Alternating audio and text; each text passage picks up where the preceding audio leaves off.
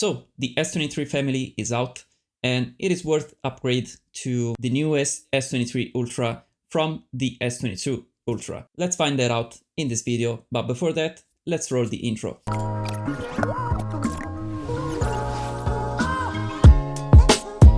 Hey, what's up? It's always me, Johnny, and welcome to my new video.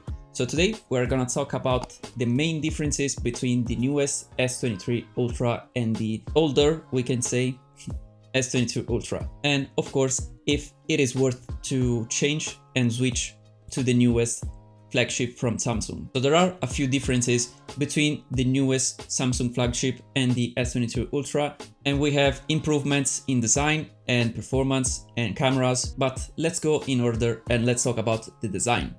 So first of all, the newest S23 Ultra, it has a more boxy design and it is like a little bit more squared out, but it is not square like the iPhone, for example. It has just a slightly square design compared to the S22 Ultra. And this results in a better design for your hands because it is less slippery than the S22 Ultra. And so, in my opinion, for a phone that costs that price, it is an improvement. Of course, the main focus on these new phones are the cameras, and the main cameras received a big upgrade. So now we have a 200 megapixel main camera that can shoot up to 4K HDR video in 60 FPS, and it is an improvement because the S22 Ultra can only shoot in 4K HDR at 30 FPS. Of course, with the new sensor we have some more improvements, and this will be a better stabilization, of course, a better portrait videos, a major improvements in the night capabilities. And with the newest and improved pixel binning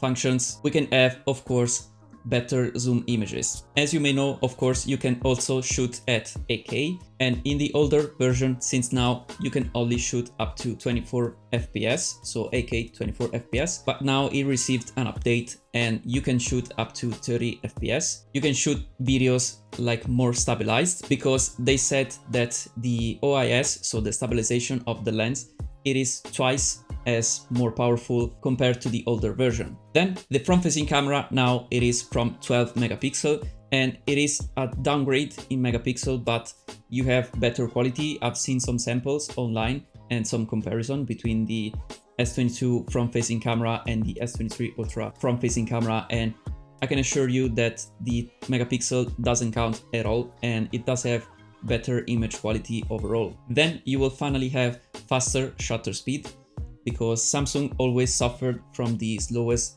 shutter speed when you press it very fast, and so it does have a little delay.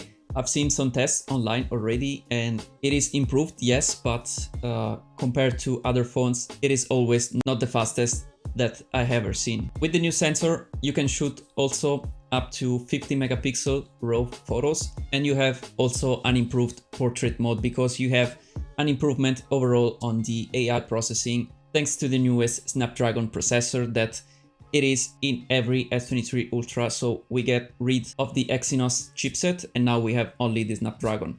And this version of this Snapdragon, it is made in partnership with Samsung. So they said it does have slightly more clock speed on the CPU. So it should be like a little bit faster than the other Snapdragon chipsets. Thanks to that and the newest architecture on this new Snapdragon chipset, we should have also better battery life. And I've seen some tests and it seems like that it does a better job on battery life because it is more power efficient, but of course we should wait and see all the battery tests. You have the base storage of 256 gigabytes and it should be the fastest memory that you can find in a phone. That's a very good thing because, as I said before, when you are shooting photos and videos, it will be very fast to store it in your phone. Finally, we have an improvement also in the speakers because, if I'm not wrong, they use the same speakers as the Note 9. So since the Note 9, they didn't change the speakers. I mean, they were very good in my opinion, but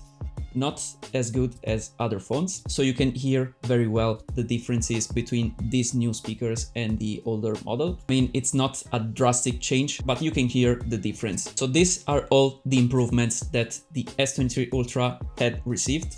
But let's talk about the downside. And it is only one, in my opinion. So it is the price, because it went up a little bit And in my opinion, if you have like a newest S22 or maybe an S21 Ultra, it doesn't make sense to change to the S23 Ultra.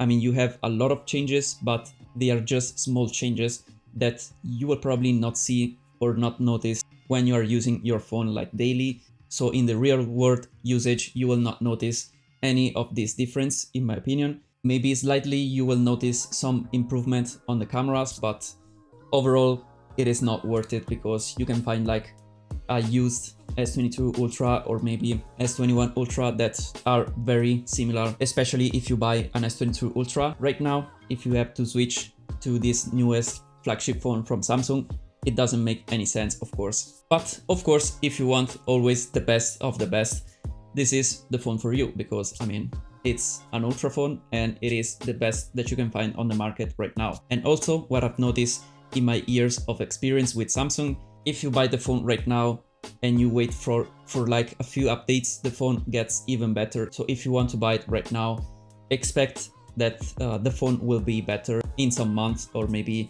next year. Usually they will get better and better. So at least that was always my experience with Samsung phones. Anyway, that was it. You know pretty much any differences between these two phones. So make your conclusion. I've told you mine, so let me know it down below. What do you think about that? And also, if you did like this video, just hit a like button down below. It's always appreciated.